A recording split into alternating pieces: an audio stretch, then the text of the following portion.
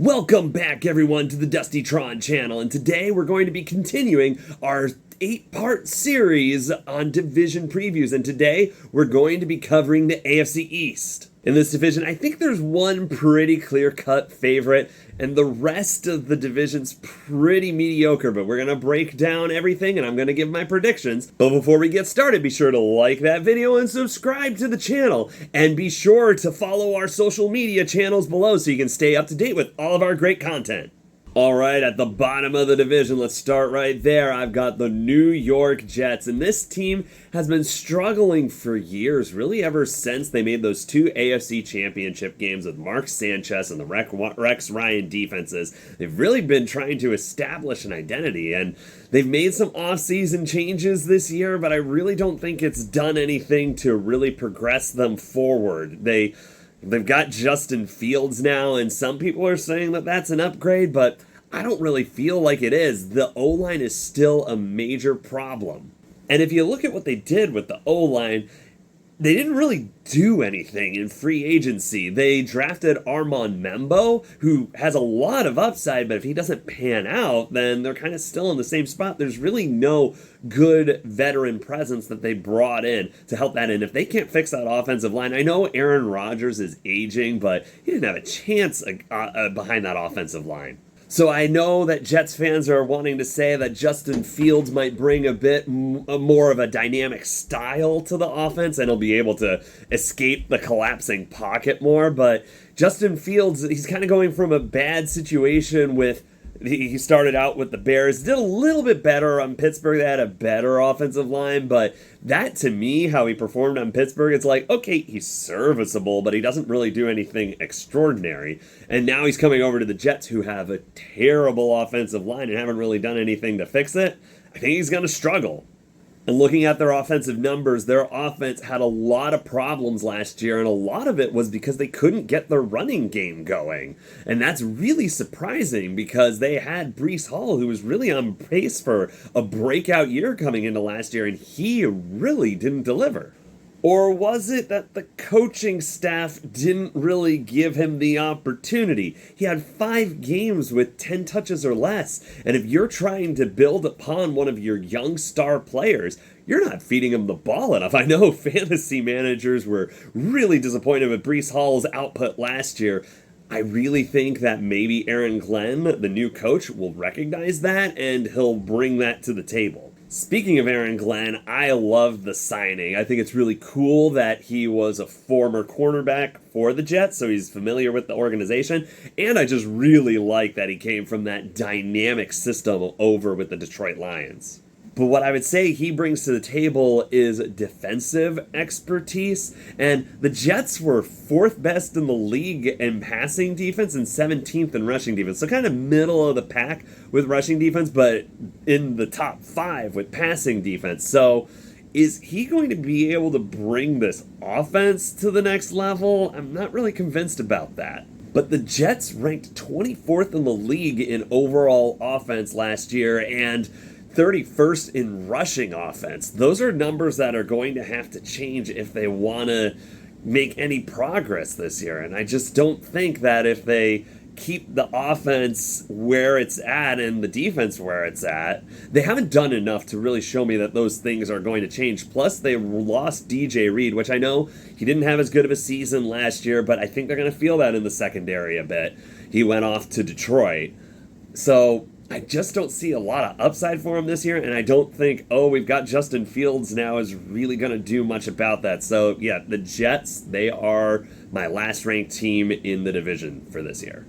All right, at number 3, I've got the New England Patriots, and I think they're starting to put some pieces together here, but I don't think there's going to be enough for them really to... They'll get out of the cellar of the division, but I've heard some things where people are saying, they're a dark horse playoff contender, which in the 7-team setup now is not super far-fetched, but I really don't think the Patriots have enough there yet in order to get to the playoffs, but I think you will see improvement this year. Looking at the offensive side of the ball first, they were the 31st overall ranked offense last year with the worst passing offense in the league. Now, They've got Drake May. They're starting to build around him a little bit. They got Will Campbell on the offensive line, which I think was a great addition. And I've been hearing a lot of good stuff about Travion Henderson. It's going to be interesting to see how they split the workload between Ramondre Stevenson and him, but I think they're starting to get some young talent in there that could help out.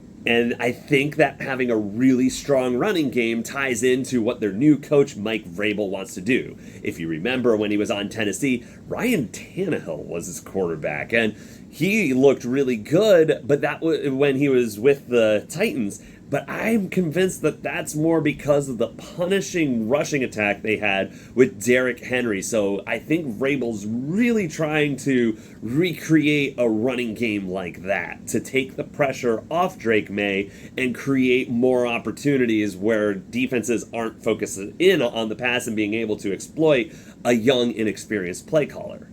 But it will be interesting to see how Drake May does this year.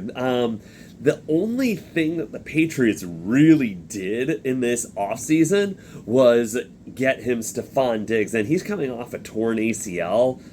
I don't know if Stephon Diggs has much left in the tank. They gave him a 3-year deal. It's a little pricey, in my opinion, for what Stephon Diggs has to offer now.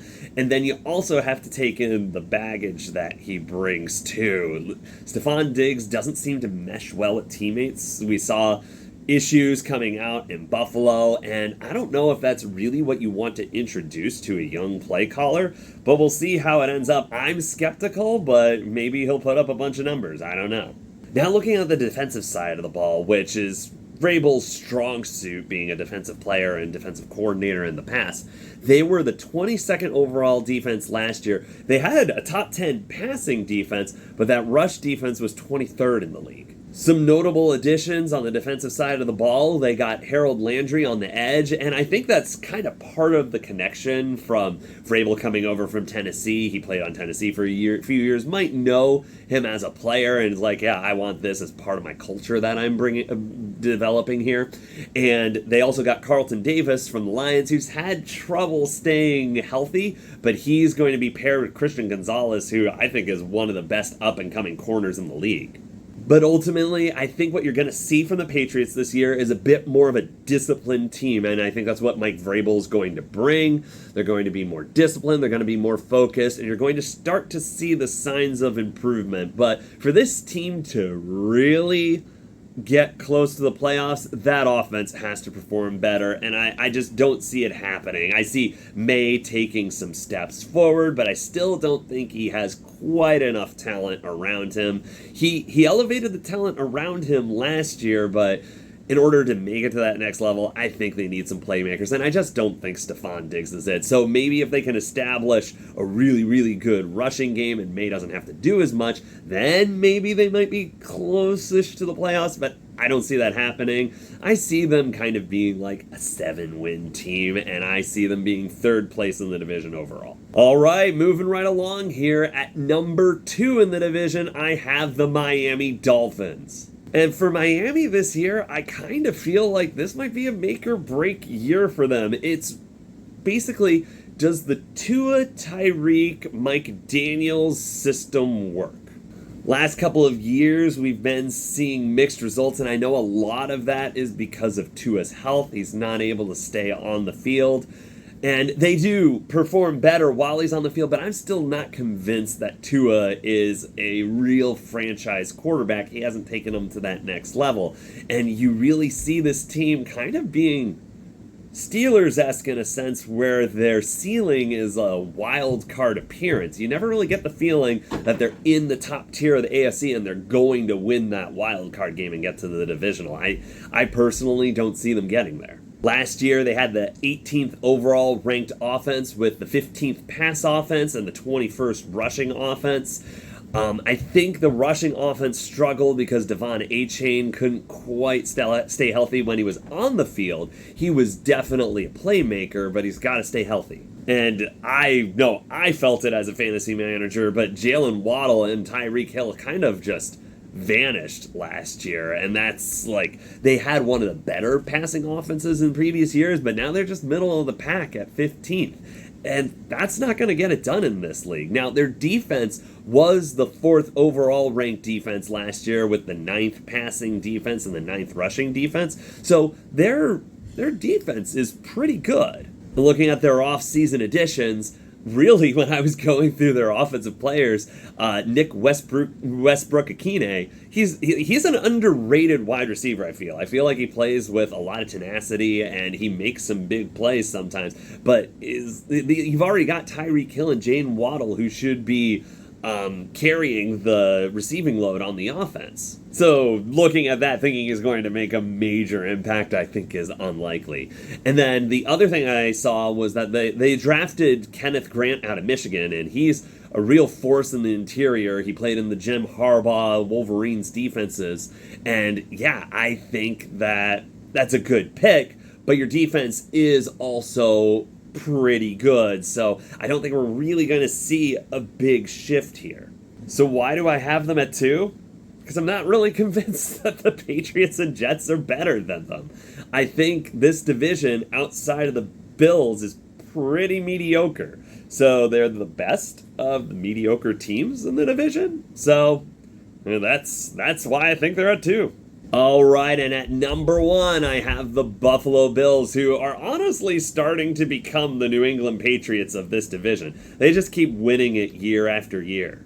Honestly, in my division previews last year, I thought that the Dolphins were finally going to get that division title because I thought that Buffalo lost a lot of pieces and Josh Allen wasn't really going to have anyone to throw to, but they showed me last year with, I believe, Khalil Shakir was Josh Allen's best receiver. This is Josh Allen's team. This team goes as far as Josh Allen takes them.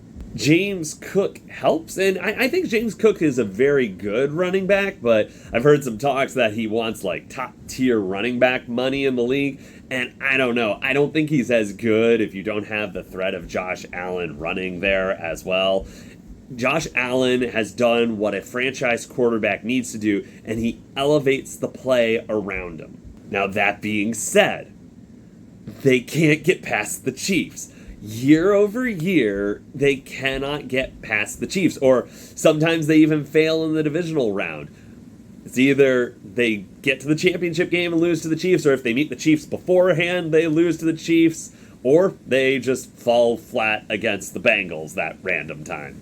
The Bills are falling very much in the trap of the Baltimore Ravens, where they play great during the regular season, but when it matters most in the playoffs, they always seem to choke. As being a secondary New York Giants fan, I am aware of some of the chokes that the Bills have done, like the Scott Norwood field goal. And it was brutal that happened again to them against the Chiefs 2 years ago.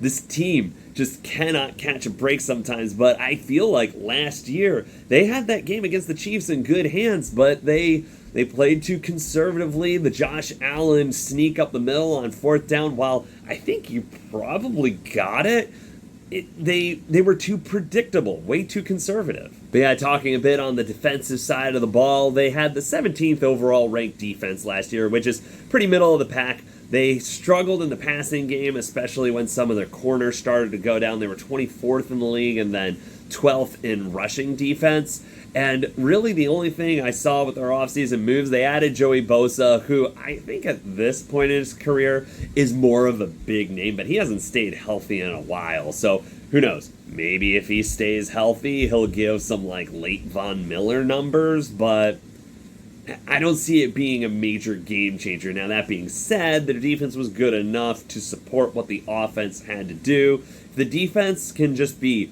good enough, let Josh Allen handle the rest, and I think that the division is theirs for the taking. All right, so that concludes my division preview of the AFC East. My final predictions are at 4th, you've got the Jets. At 3rd, you've got the Patriots. At 2nd, you've got the Miami Dolphins. And at the top of the division, you've got the Buffalo Bills. Thanks for tuning in to my AFC East preview, and be sure to tune in next time when I go over the NFC North. Don't forget to like the video and subscribe to the channel, and be sure to join the socials at the end of the video right here.